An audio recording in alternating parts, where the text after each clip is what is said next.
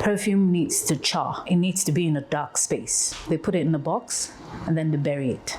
A particular fragrance, a particular scent can take you back memory lane, can take you back to your childhood, can take you back to something that happened in your life. No matter how good you look, if you stink, you automatically become unattractive. I was in the financial industry for 14 years.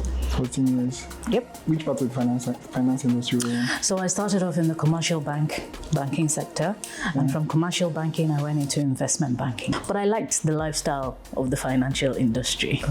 So of course, I could not leave. Do you understand? Yeah. But was I actually happy? No, I wasn't. So I kept at it. And at some point, I just said, you know what? I've had enough, and I decided to come build Desmondu. Yes. My name is Hadiza, and I'm the founder of Desmondu, which is a transformative traditional African wellness space for men and women.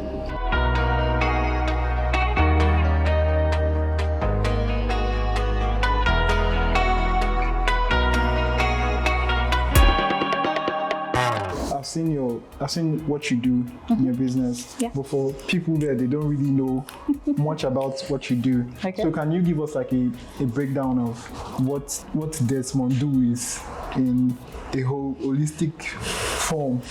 Okay, so when I started Desmondu, so there's always a story. Yeah, it's the story that I'm after. So then I was in the banking sector.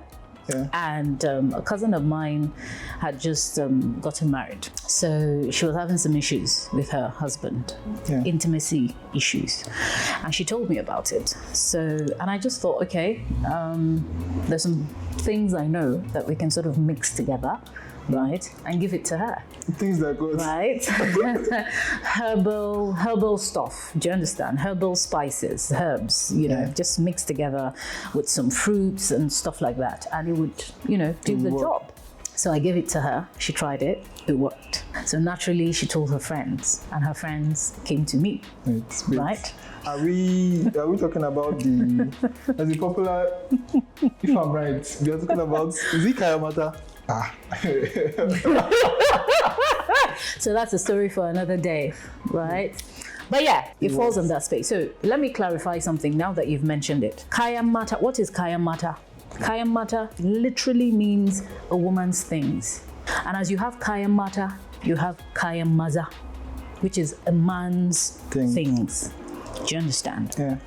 In the North, beauty practices is taken seriously as a woman. Yeah. Do you understand? How to take care of your skin and stuff like that. Do you get? Here in the Southwest, with the Yorubas in particular, I've come to realize that they're more particular about, and I have to say this in, the dialect, which is Iwa rather than Ewa. Now, Iwa is character.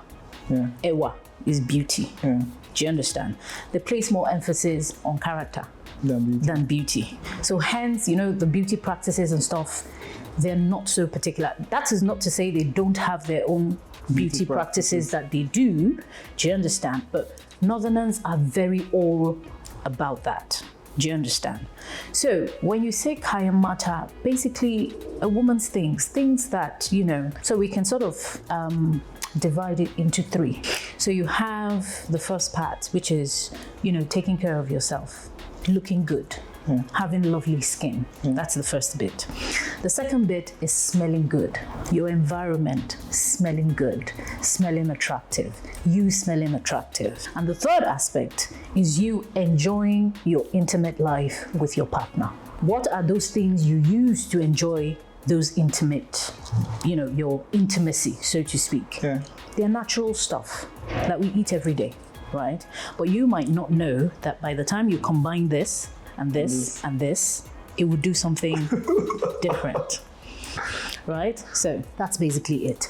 But yes, so I helped my cousin. She introduced me to her friends, and that's how the idea started to grow. From our previous conversations, you made mention that you actually left like the finance industry to... Yeah, I was in the financial industry for 14 years.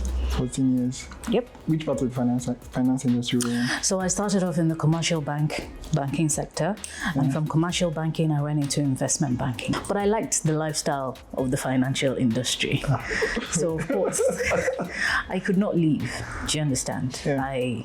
But was I actually happy? No, I wasn't. So I kept at it. And at some point, I just said, you know what? I've had enough, and I decided to come build Desmondu. Yes. As regards Desmondu, the last time we met at Farmers Market. We met at the Farmers Market. TKD Farmers Market. Yes. Then I tried some of your scents, and they were absolutely lovely. What was like the inspiration behind it? Okay, so in the north, smell. They're very particular about smell. And I personally, out of all the 5 senses that we have, I think the sense of smell is the most amazing. Do you understand? Because a particular fragrance, a particular scent can take you back memory lane, can take you back to your childhood, can take you back to something that happened in your life at some particular time. So you can see how powerful it is. And I always say, no matter how good you look, if you stink, you automatically become unattractive. And that's how I went to study perfumery. And I thought, it's it's something that, again, in a traditional way with our own scents. So because in the north, there's something we call humra. Humra. Humra. Yeah. It's KHURMA. Humra. KHU? Yeah, KHU. Humra. I would have thought it started with like an H. No, K. So but the K is silent. Humra.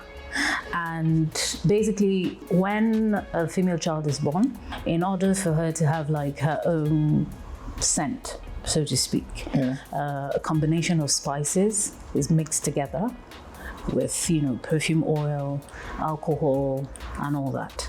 And then, way back then, people lived in huts. Like more like this. More like this. And like wine, perfume needs to char. Do you understand? It needs to be in a dark space for it to char, so that all the spices and ingredients can sort of mix together.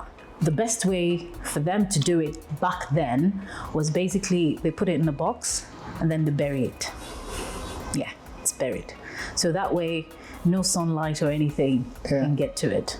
Do you understand? Yeah. So when that child is of age and she's about to get married, they dig it out. So that might have been cooking for 20 plus years. Well, how will you now locate like the exact place? They know exactly where it is. There's something that would help, in my kitchen, whereby sunlight would not get to it. The idea of it was way back then, you understand, before civilization. That was the way it was done. How do you go about like things like getting ingredients for your perfume? So ingredients we get from the north. We're blessed in Africa. Yeah. We have a plethora of things that people they have no idea whatsoever. So yeah, the ingredients we use, majority of it we get from the north. Okay, so these are our perfume oils. Yeah. We've got Tutu, Itura, Abefe, Oud, Titi, Ade. Yeah, they have all of them have Nigerian names. Yes. It's good. Yeah. Let's encourage people to try Nigerian things. Yes. That's the whole idea. I can see your name here. Yeah. I see Hadiza. I'm there. Yeah. So I'm sort of like a classic clean scent. Yeah. So the idea of all this is so that there's something for everyone. Yeah. So if you like floral scents, there's something for you. Yeah. If you like fruity scents, there's something for you. Yeah. If you like spicy, maybe like amber scents, fresh scents, there's something for everyone. So that's the whole idea. And if you come and you want something, maybe there are 3 or 4 oils that you really like, and you want something made customized for you, we can make that happen. Do you understand? So most people come here to have like a scent. We do something called like a scent experience. Do you understand? Whereby you come and then you just sort of like experience what it is we do and stuff like that. You know, here are the traditional perfumes I was telling you about earlier on. You can see that the particles are underneath, and that's because it's still being infused into the fragrance. Infused in what sense? Infused in the sense that, for instance, we have something, we use spices like cloves, cinnamon, cardamom, do you understand? So those spices are still in the bottle. More like they are still, you understand? For lack of a better word, more like they are still, it's still like in the processing stage. Yes, so we leave it underneath. So that it's still, can you see it? Yeah. You can, right? I can. So that's it. So it's still being infused, even as it is. So it was buried before. I brought it out. You buried it? Yeah. So this has been buried since 2020. Seriously? Yes. Wow. So the older it is, the better. The better. Like wine? Yes. So that's the whole idea. I want you to see this one too. So, can you see this one too? Yeah. This is another fragrance. Can you see? Yeah. So it's still being infused into the bottle. Yes. Wow. So that is the beauty of it, right? And for someone that did not know about perfume, you don't even have like an idea that perfume is being buried. It's just for the charring process. This has it been more like a filter though. See? Oh, that's can you see? Yeah. Can you see the crystals? Yeah. Can you see it? So this ones will get to this stage, right? You know. So they're all different fragrances. They're not all the same. Yeah. Do you understand? They're not all the same. So look at this. You can see this is sort of creamy, right? Yeah. Right? As if it's milk. You get. So they're all different fragrances. Yeah. All different fragrances. Sorry. Do you understand? So that's so those are like the traditional ones. Then I can see some. Yeah. So here is our shea butter. Yeah. Or rather, our black soap. So I want you to smell this. It has like this fruity smell. Yeah, and a little bit of lemongrass. Yeah. Yes. That's what lemongrass. Yes. So that's what that smells like. And this is our whipped shea butter. This is nice. Yeah. For someone that does not know anything about perfume, how would you explain like what a perfume is, the types, how long they last, just to get like a general feel of like the education part of it? Okay. So basically, there are four types of perfume. You have the cologne, which is 2 to 5% of oil. Yeah. That's the concentration. The concentration of the oil in it. It is mainly alcohol, cologne, 2 to 5%. Then you have eau de toilette. Eau de toilette, right? Eau de toilette. That's French. Yeah. So, you know, there's this, the French supposedly are masters of perfumery and all that. Yeah. So eau de toilette is between 5 to 15%. Right? That's the concentration of oil that is in it. Yeah. Right? Then after eau de toilette, you have eau de parfum. Now, eau de parfum is, the concentration is between 15 and 25, I think. Yeah, 25%. And then you have perfume. Yeah. Perfume is strictly oil.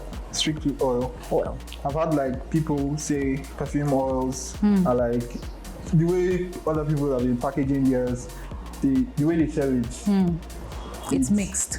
It's mixed. Not mixed. I've had people that tried natural Nigerian made oil perfume. Everybody has the perspective that once you, I don't know if everybody, I have the perspective of perfume should just be sprayed like on the body like this? Or for someone that does not know how to use a perfume, how you explain So it? again, like the ones I mentioned, the cologne, the eau de toilette, the eau de parfum, right? They are mixed with alcohol. Yeah. Hence why you can spray. Do you understand? But oil is oil. Oil is oil. All of them are oil. You understand? Everything used is oil. It's just oil. Perfume is a mixture of alcohol and oil. Hence the different concentration of oil that I mentioned. But when it's oil, it's oil. Do you get it? Yeah. So we do oils.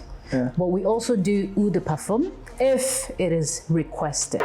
So we're trying out some of the scent. Actually, this one has like more of like a fruity. Yeah, it's very fruity. It's a fruity scent. You know, it's a fruity scent. I think I should just carry everything. Oh my goodness. So this is Ola. Ola. Ola. Ola maybe. Ola. So if your name is Ola. So that scent, it makes you it like smell. a coffee. It has a little bit of gourmet, scent, and that gourmet scent is nutmeg. Nutmeg. Yes, so it's nutmeg. There's a little bit of oud, a little bit of bergamot, and a little bit of patchouli in there. So when you use this, you smell wealthy. You smell rich. To reset your nose, you smell coffee. Coffee. Yeah. So this is Hadiza. That's your own specialty. It's just a very classy scent, really. Both men and both genders. My oils are gender blind. It's just that men might gravitate more towards a particular scent, do you understand? Than women would. Or women would gravitate towards a particular scent than some men would. Okay, that's amazing. Yeah. So since when you started, what has been like, because every business owner will always face challenges. Yeah. Like what has been like your most difficult challenge, then how did you come about overcoming that challenge? So first and foremost, when I started, so the business was meant to be like a service-based business. Yeah. Meaning you come for your massage, you come for your body exfoliation, done the traditional way, right? And all those beauty practices. So it was meant to be a service-based business. But then as time went, I started to think that, okay, why does it have to be just service? Yeah. It could be other stuff as well. And that's how I decided to branch into products as well. Now, our products include shea butter, our native black soap, perfume, and incense. So those are the product side of it. It's that's sort of how that started. But then, we sort of have this problem here in Nigeria, particularly, and I call it mental slavery. Having this belief that if it's not Western, it's not good. Or it does not go. Or if it's Western, or rather, if it's not Western, if it's African made, then maybe there's something diabolical about it. Not necessarily only diabolical. There's like probably is not up to standard. There you have it. Yeah. So that was a really big problem to sort of, and it's still a problem, don't get me wrong. There are people that when I'm burning incense, they're thinking, what should they do?